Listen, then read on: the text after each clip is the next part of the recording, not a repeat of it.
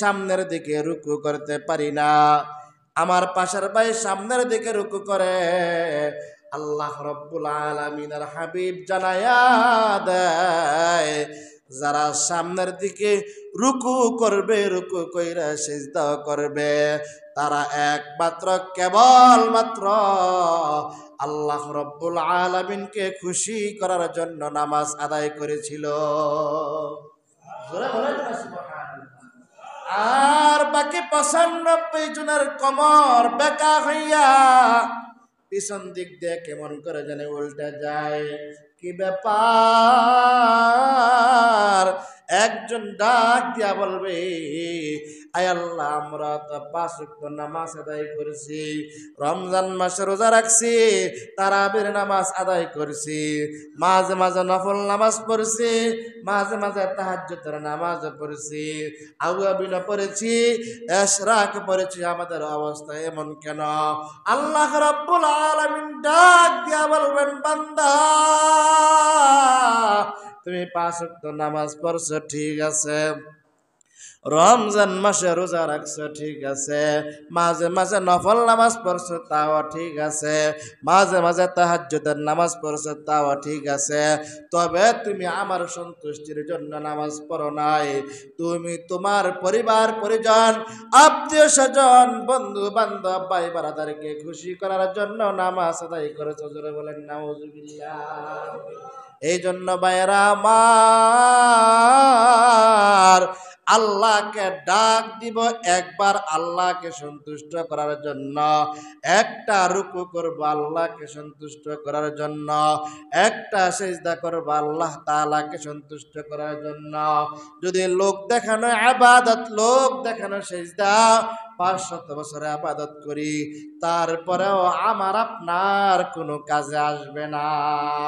এই জন্যই তো এই আয়াতের শেষ অংশে ওই সমস্ত মানুষগুলা আল্লাহ তাআলাকে ডাক দিয়া বলবেন, রব্বানা, হে আমাদের রব, আবসরনা, আমরা তো এখন আমাদের সচক্ষে দেখলাম, ওয়াসামি'না, কান দিয়া শুনলাম, ফারজি'না, সুতরাং আমাদেরকে এখন দুনিয়ার মধ্যে পাঠাই দেন। আল্লাহ তাআলা বলবেন কি জন্য? বলেন নামাল সালিহান ইন্না মুকিনুন,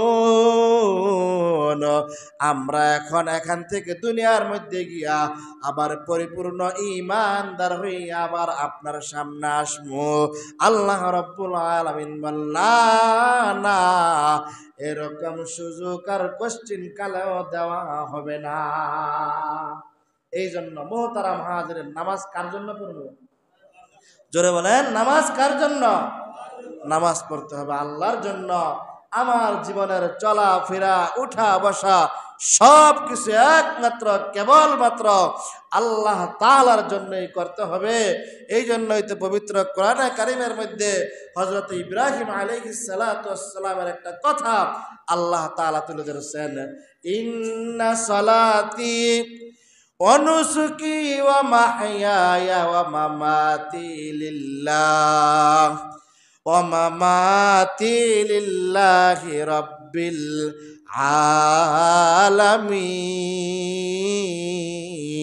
আলামিন। ইব্রাহিম পয়গম্বর ডাক দিয়া বলে, হে দয়ার মালিক আল্লাহ, আমার কুরবানি, আমার হজ, আমার যাকাত, আমার রোজা, আমার জীবনের ব্যবসা বাণিজ্য, আমার উঠা বসা, আমার খাওয়া দাওয়া, আমার ঘুম, আমার চলাফেরা একমাত্র কেবলমাত্র তোমার জন্য। জোরে বলেন সুবহানাল্লাহ।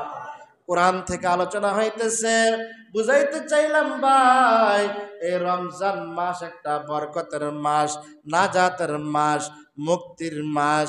এই রমজান মাসে যে ব্যক্তি একবার সুবহানাল্লাহ বলবে, আল্লাহ রাব্বুল আলামিন তার আমলনামায় 70 বার সুবহানাল্লাহ বললে যে সওয়াব, সেই সওয়াব দিয়া দিবে। এই জন্য রমজান মাস, এটা কিসের কারণে রমজানের দাম বাড়লো জানার দরকার আছে না নাই? রমজান মাসের দামটা বাড়লো কি জন্য? ভাইয়েরা আমার, আশরাফ আলী থানভী রাহমাতুল্লাহি আলাইহি উদাহরণ দেয়, সাধারণ একটা কাঠের রেহাল, সাধারণ একটা কাঠের রেহালের সাথে যদি কারো পা লাগে, এই পা লাগতে দেরি, এই কাঠকে সালাম করতে দেরি হয় না, চুমু দিতে দেরি হয় না। একটা কোরআনে কারিমের ছোট্ট একটা পাতা যদি রাস্তার মধ্যে কেউ পায়, এটাও এরকম ভাবে মানুষ চুমু দিতে দেরি করে না। এই কোরআনে কারিমটা